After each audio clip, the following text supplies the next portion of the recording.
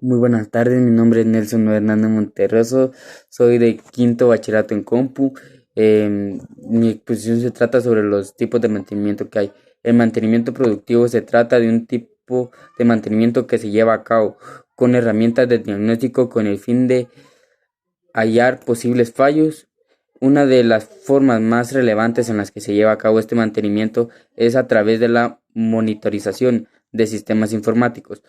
Otro mantenimiento que hay es el preventivo. Se trata de un mantenimiento que es muy frecuente, que solo se lleva a cabo con el fin de prevenir posibles fallos y mejorar el funcionamiento y el mantenimiento preventivo.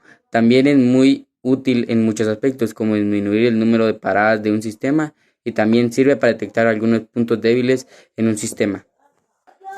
Otro mantenimiento que hay es el mantenimiento correctivo. Se trata de aplicar cuando el mantenimiento predictivo y el preventivo no hayan funcionado bien o no hayan sido capaces de evitar el fallo.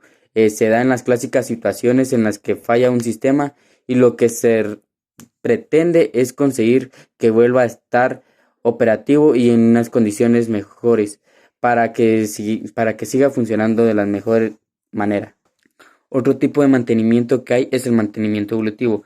Este tipo de mantenimiento, su trabajo no es corregir o prevenir algún fallo que sea en el sistema, sino hacer evolucionar los sistemas operativos y que no se queden obsoletos y que siempre se mantengan actualizados para que funcionen de la mejor manera.